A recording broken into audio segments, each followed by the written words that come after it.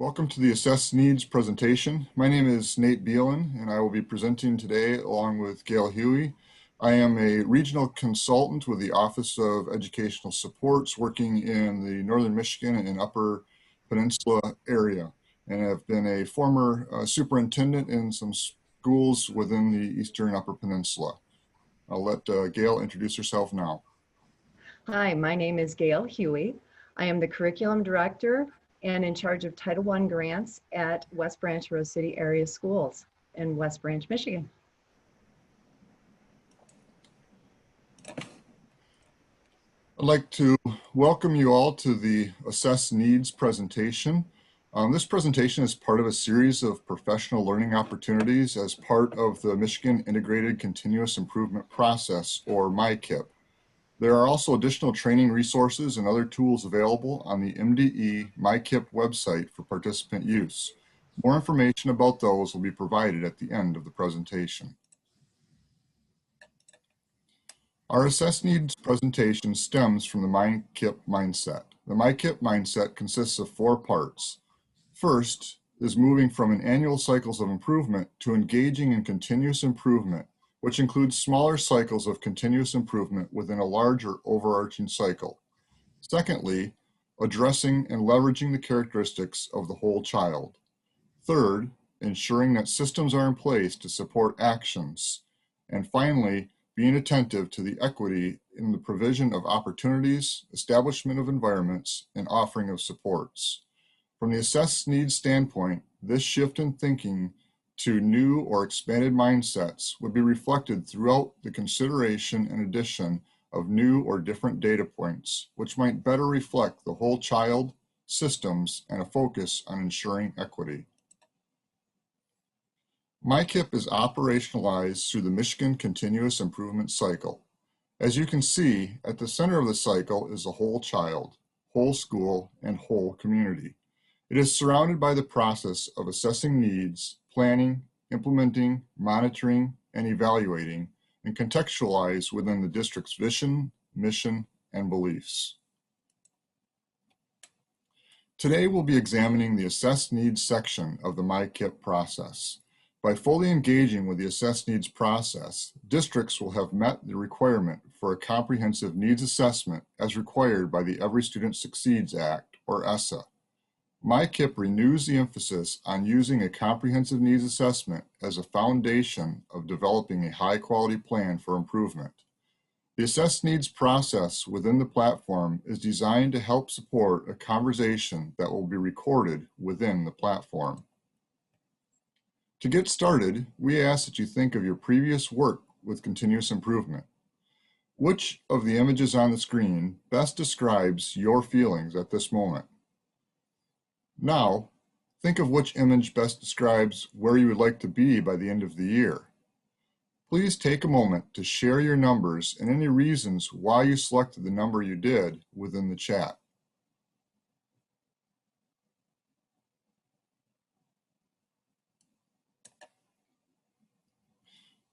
Thank you for sharing.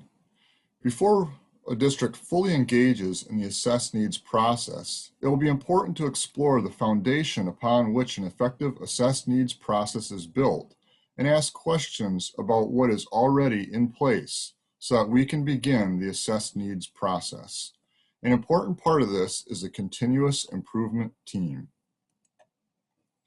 As districts identify individuals to serve on their continuous improvement team, it's important to ensure that teams include essential and diverse perspectives.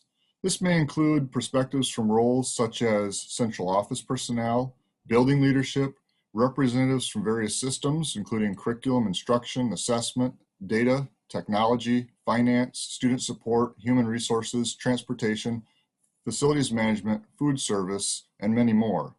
Should also have individuals who represent both the educational and health components of the whole child, including physical, social, and emotional health, nutrition, and others. And we should include board members, parents, community, and, where appropriate, student representatives. At least one key leader should be on the team with the ability to make executive level decisions. And we should include representation from the different demographic and social economic groups that reflect the overall makeup of the district. To keep teams from becoming too large, individual team members may be selected who represent several different viewpoints. It's also important that members of the team have the necessary knowledge and skills, as well as a commitment to continuous improvement. The MICIP continuous improvement documents have quite a few tips that support this process. One that may specifically be helpful is the May 21 edition of the Continuous Communication that shares information about essential team perspectives. That information about where to locate those documents will be shared at the end of the presentation and is available on the MICIP website. In order to support effective teams, districts should establish and communicate expectations for team members, which may include such things as attending and actively participating in meetings, providing input based on their perspectives, following through on assigned tasks, and communicating information as requested. Districts should also consider and establish communication team norms for how to share and solicit input that ensures the perspectives of each group member within the district is given equitable voice. Team members will need to be knowledgeable and familiar with the district vision, mission, and beliefs and how they impact the work of continuous improvement. They should also have a clear understanding of the continuous improvement mindset, process, and platform, including any technical, financial, and legal requirements. Team members, as well as district leaders, will need to consider change processes and their impact on the continuous improvement process. Consideration must also be given to multiple sources and types of data and how data will be used for decision-making by the team. The district and the team will also need to consider how decisions will be made and communicated to both internal and external audiences. Finally, the district and team will need to consider how they will ensure diverse perspectives are given equitable voice and attention during the improvement process, including steps they'll take to ensure perspectives that are not missed or ignored. Districts should ensure that all these expectations and norms are established and communicated through professional learning prior to engaging in the formal process. This will significantly increase success in the continuous improvement process.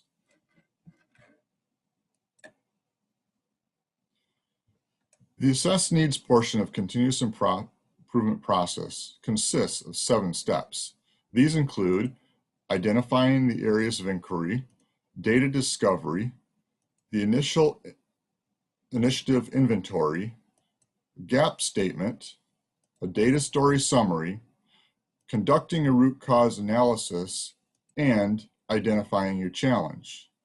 Please take a moment to review the graphic and reflect. What parts seem familiar, and what is something that you are wondering about? Take a moment to share your reflections in the chat.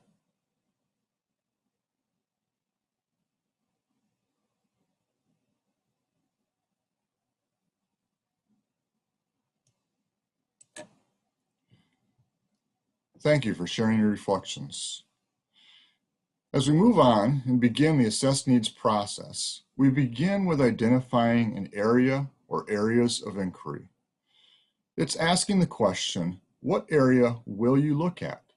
As you begin by initiating the inquiry, consider what data you will need to explore.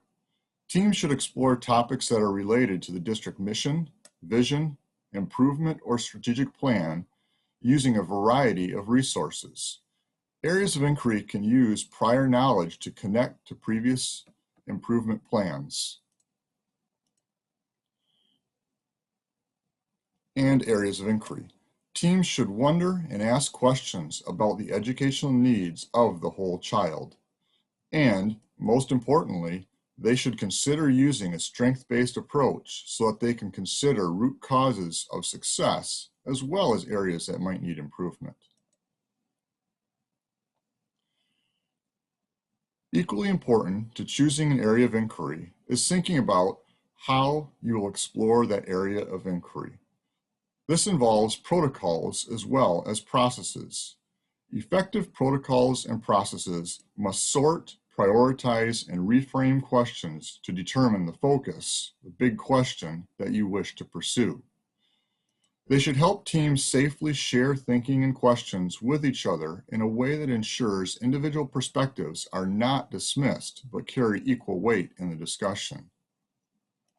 They should help teams make connections between current and previous areas of inquiry, discuss possible ways to learn more, and make predictions about possible outcomes or answers.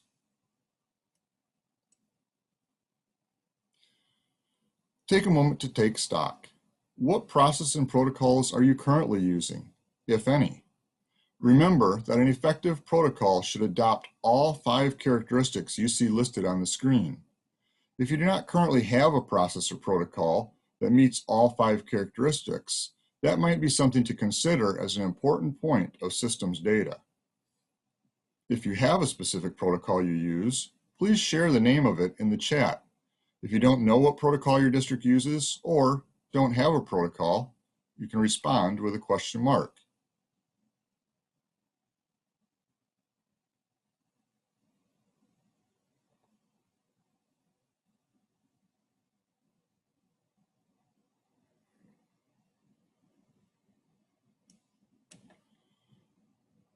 Thank you for sharing your protocols and processes.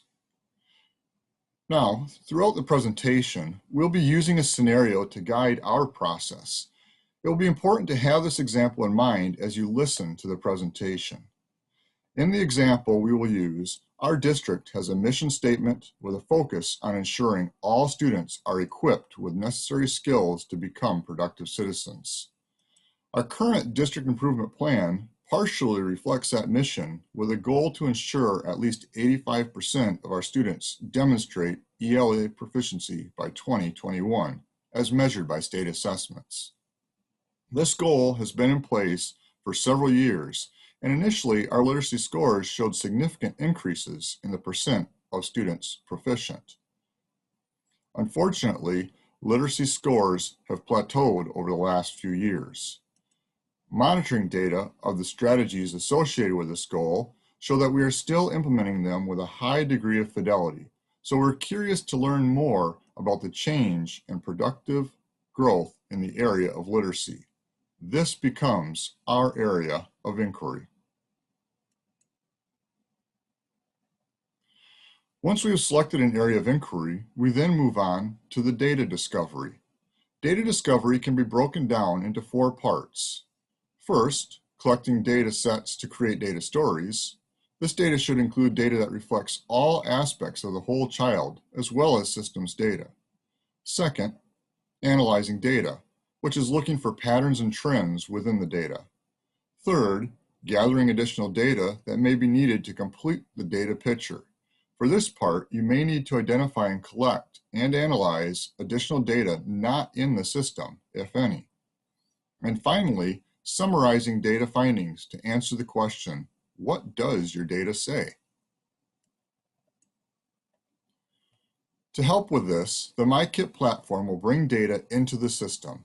This will include current data from the Michigan Data Hub, if your school or district participates, and historical data out of the My School Data. You'll also be able to import PDFs of local data, which may not be in either the Data Hub or My School Data. As you consider both data that exist already in My School Data or in the Data Hub, as well as any data you may have locally, it'll be important to identify data that will provide the clearest picture of your current reality. For example, as you think about academic data, you might consider what data sources may be available to provide more real-time, short-cycle data rather than relying solely on annual state assessments. For non-academic data, consider multiple data sources that tell the full story of your students and integrates the whole child mindset into the process.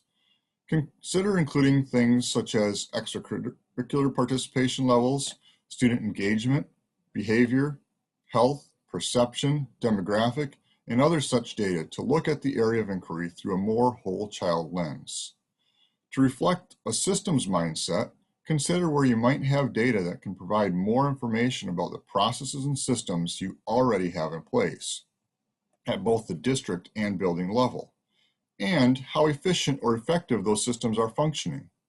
Consider in particular district-level systems that may potentially be contributing to concerns within individual buildings and systems that may inadvertently be contributing to the creation of equity issues.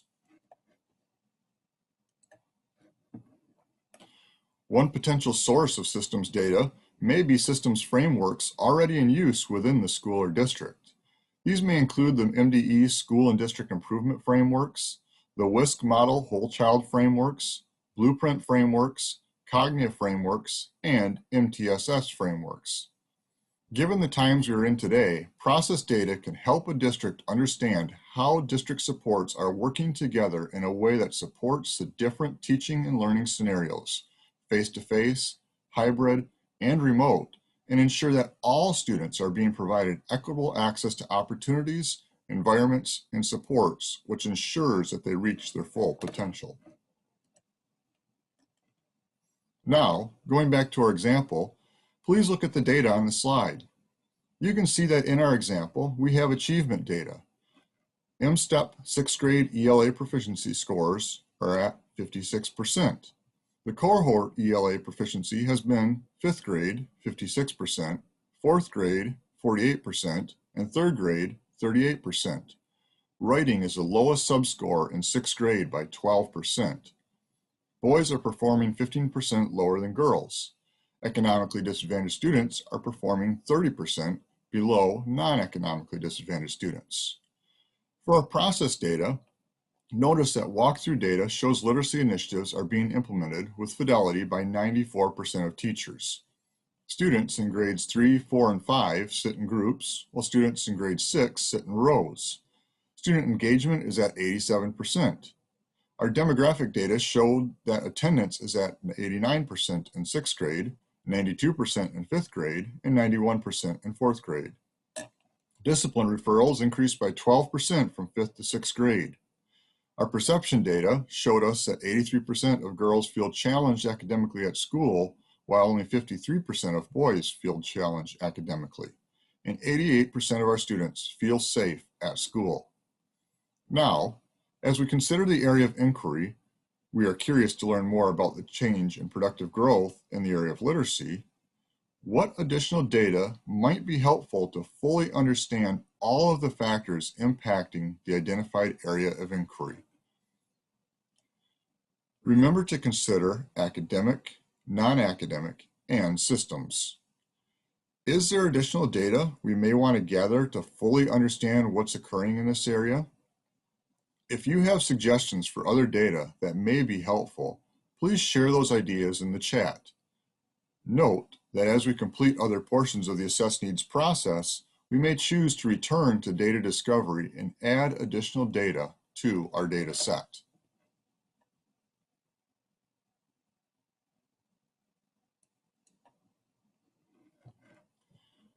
Following the data discovery, in order to better approach the needs assessment from a systems mindset, we will engage in performing an initial initiative inventory.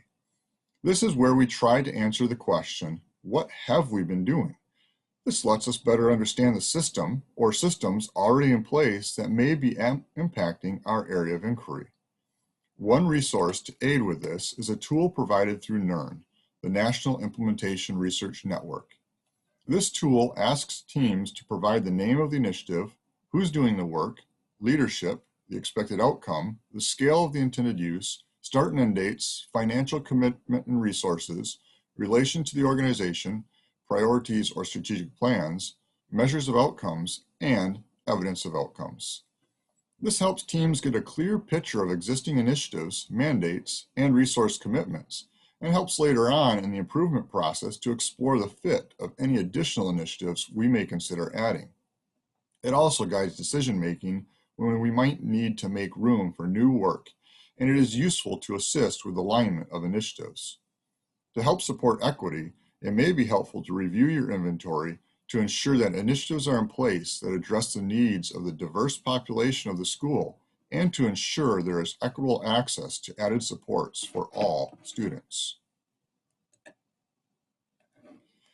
In our example, with regards to our initiative inventory, we want to consider what we're already doing that would support growth in the chosen area of inquiry.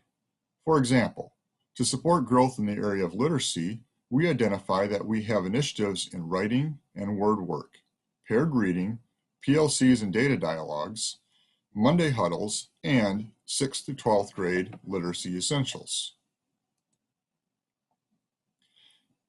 After we have identified what we're currently doing to address the area of inquiry through our initiative inventory, we then want to establish how well the current efforts are working by writing gap statements. A gap statement asks the questions, how far are you from where you want to be or need to be? When you consider your original area of inquiry, identify the desired state of where you'd like your data to be, then write a gap statement that articulates the gap between your current reality and your desired state. Consider carefully differences and gaps that may exist between various groups of students and how they may reflect potential equity concerns. For our scenario, we want our MSTEP ELA proficiency to be at 85%, our desired state. It's currently 56%. And we're intentional about articulating where we want it to be. To support equity, we want all demographic groups to be equally proficient. Since our data discovery showed this is not happening, we also want to be intentional about identifying gaps in that area. Boys are 50% below girls, and the economically disadvantaged are 30% below non-economically disadvantaged. The next step after identifying our gaps is, in the assess needs process, is to write a data story summary. This summary puts together everything we have learned about our area of inquiry so far, combining together the data discovery, initiative inventory, and gap statements into a single summary statement. Our first addition to our data story summary comes from our data discovery. We discovered MSTEP overall ELA proficiency scores have plateaued at 56% in the 6th grade. No increase. 56% in the 5th grade, 48 proficiency in the 4th grade, and 38 proficiency in the 3rd grade. We also notice that the writing subscore proficiency is the lowest at 42%. Next, we added in the initiative inventory where we note that we have a balanced literacy program with vetted assessments in place. Additionally, we identify the balanced literacy strategies we're using that are being implemented with fidelity. Finally, we add our gap statements to the data story summary. In our gap statements, we identified that we are 29% below our target for MSTEP ELA of 85%. Proficiency for girls in MSTEP is 15% higher than boys, and proficiency for economically disadvantaged students is 30% lower than non-economically disadvantaged students. These three elements together form our data story summary.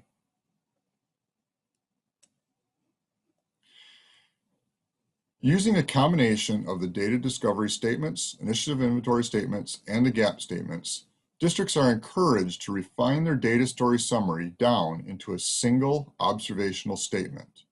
In this case, what stood out to the team was the fact the district's balanced assessment strategy was having a different level of efficacy for different groups, and so they summarized, the district balanced assessment strategy is working better for some students than others. This simple observational statement, rooted in the deeper understanding brought out through the assess needs process and supported by the data we have gathered and explored, sets the stage for the final two portions of the assess needs process, the root cause analysis and identifying our challenge. I'll now hand the presentation over to Gail, who will guide us through the final stages of the assess needs process. Thank you, Nate. The next step is to conduct root cause analysis. This is a crucial point in the assess needs process, asking why are things the way they are?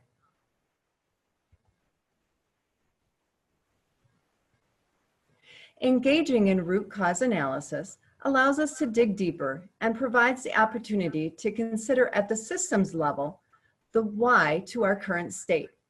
The analysis should identify the underlying systemic cause or causes that are responsible. Using an equity lens provides opportunities to look across systems to understand causation and to see how you as a district address equity when it comes to opportunities, environments, and supports available to students. In the digging deeper process, teams begin to see the connections between these four mindsets in the MICIP process: continuous improvement, whole child, systems level work, and equity. Using these connections helps teams to obtain a more holistic view. The interactions between subsystems support the ability of districts to leverage their focus, priorities, and funding. Tools for this analysis include 5 Whys, Fishbone, and a number of others that are being used by schools and districts. During this process, you may want to consider additional data to validate and prioritize findings, as well as revisit or revise your initiative inventory. Let's take a look at what the teams surface after their work with data. In our KWL chart, you can see that we know the balanced assessment strategy is working better for some students than others, and we wonder why that is so. What could be the potential cause or causes for the lack of achievement? As we begin root cause analysis, we will share 2 tools that helped our team surface hunches and causation, and then dig deeper into one causation for a challenge statement. They are the Fishbone diagram and the 5 Whys protocol.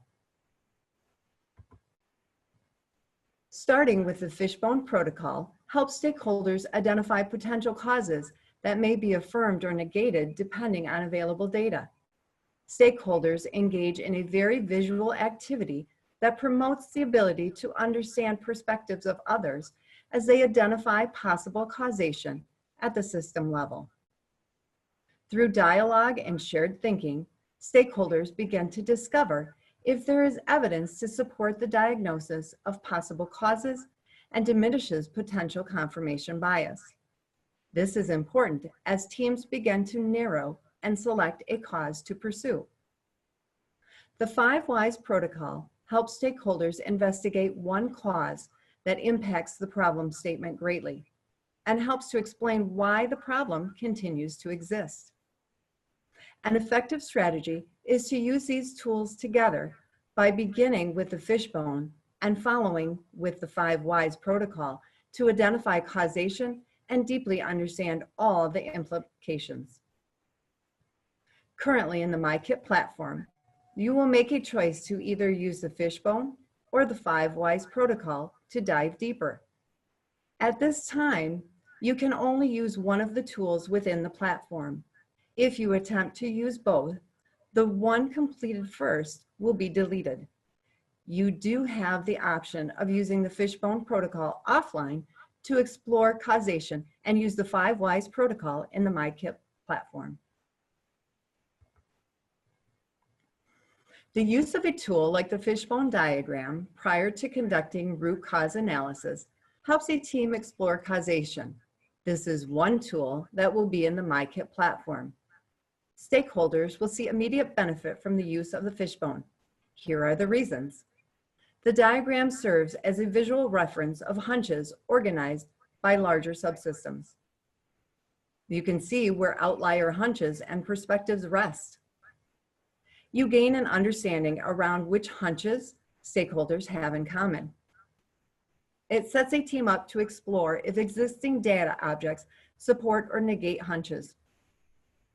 It also sets a team up to determine if additional data is needed to better understand causation. Finally, the team will experience a holistic view of the data systems. There are many different styles of Fishbone diagrams that guide users to identify systems and possible causes to a specific challenge. In a future MICIP release, there will be a Fishbone protocol hardwired into the platform. But until then, find a template you like or create your own.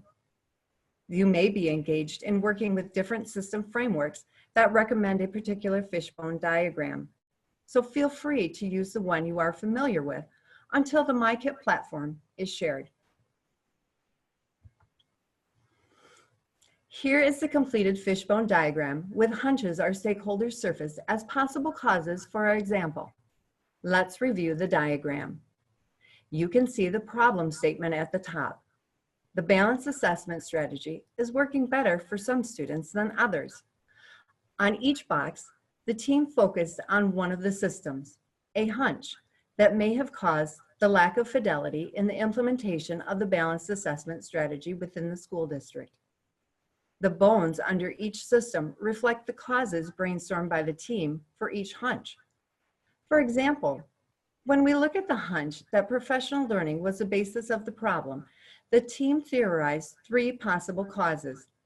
The first reason could have been because there was no support for implementation of the strategy, or that the staff may have needed more professional learning as a follow-up, or that the staff were unsure of who was implementing and when. Any of these could have caused the lack of student achievement, even though our initiative was a research-based strategy. After the completion of the diagram, the team must decide which possible hunch and possible cause they will identify to move forward in their investigation. This is called selection.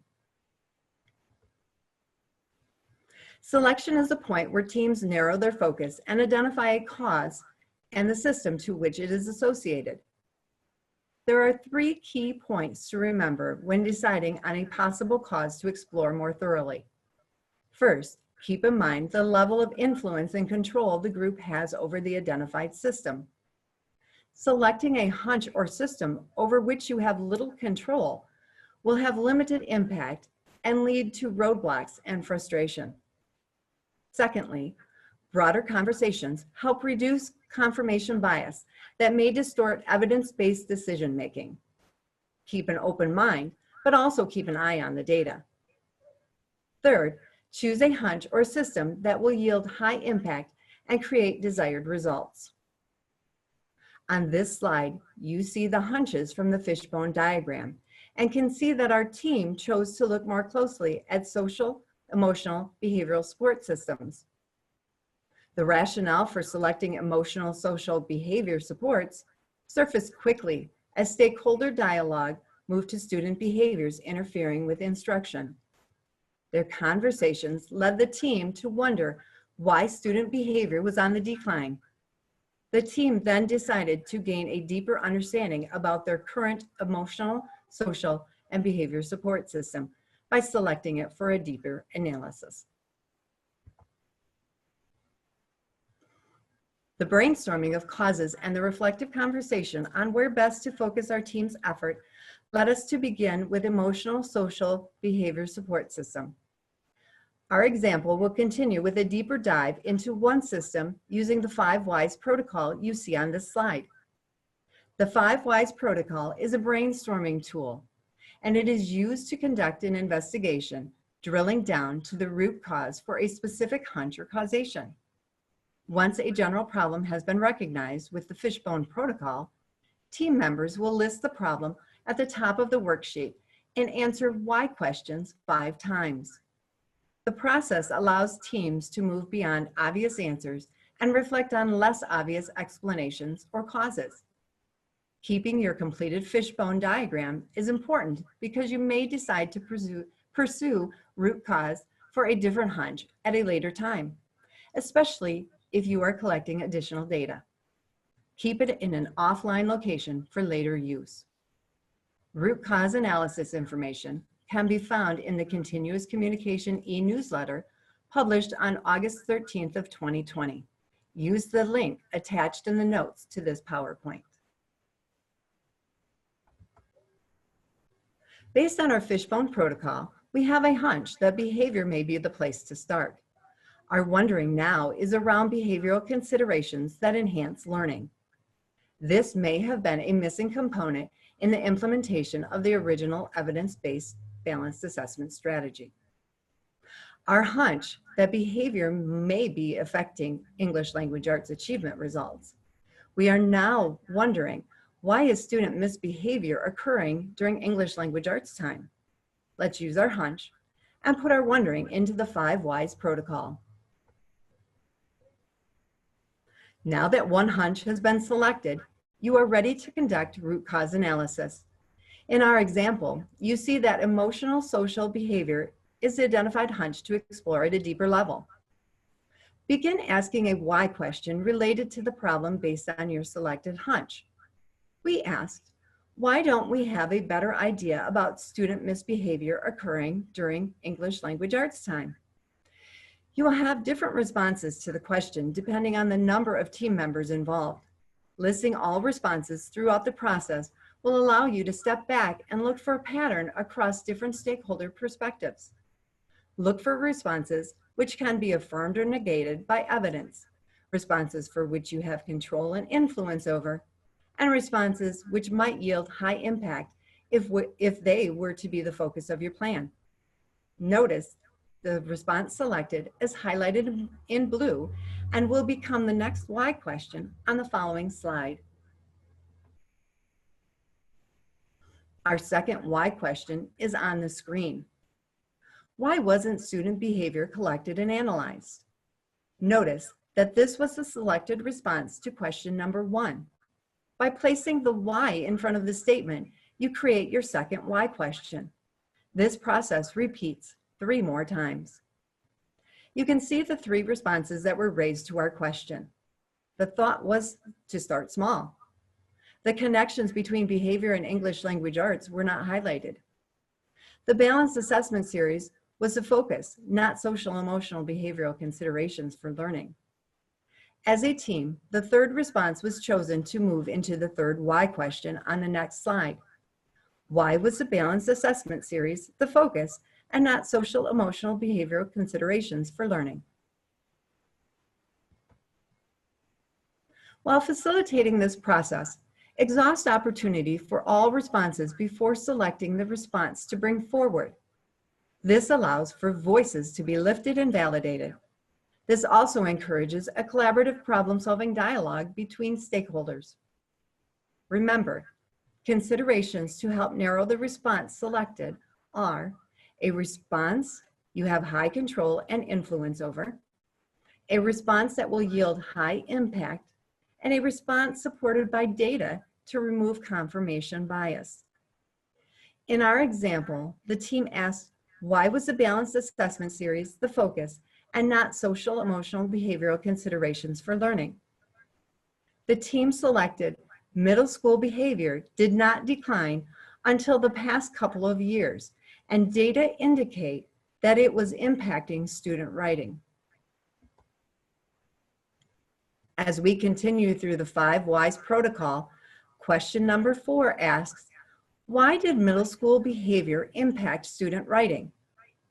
A facilitation tip to look out for is the need to pause. There will be times you might need more research or data to confidently respond and select a response to move forward. Stakeholders should not feel that this is a forced experience. For example, the team may not have identified behaviors impacting content learning during writing instruction. So stakeholders might want to collect observation data before moving forward. As the 5th why is asked, the stakeholders in this case were able to identify student lack of self-regulation skills as the cause for lack of achievement. The newly collected observation data assisted the team in their decision.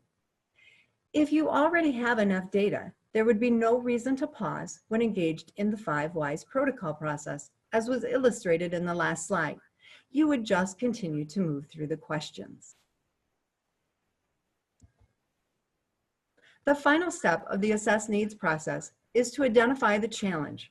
Really, where is there room for growth? Having gone through the 5 whys protocol, your final why will be the challenge statement that will lead you in the plan phase. In our example, our 5th why identified the challenge as students lacked self-regulation skills, which are needed to engage in deep discourse with each other. At this point, the team should revisit the initiative inventory to determine if there are other current initiatives that support the identified challenge, and if there are sources of additional data that may be available to add additional insight. You may want to note that we started our root cause conversation with an academic issue from our data story summary and really ended our conversation after conducting root cause analysis with finding that we had a social emotional competency issue that needed to be addressed. So what's next? You are ready to plan. Your team will be moving on to the plan phase of the MICIP process, where you will create goals and select evidence-based strategies and plan the adult actions required to eliminate the root cause of your identified challenge. The MDE MICIP team has assembled this resource slide to provide additional learning around the continuous improvement process and the MICIP platform.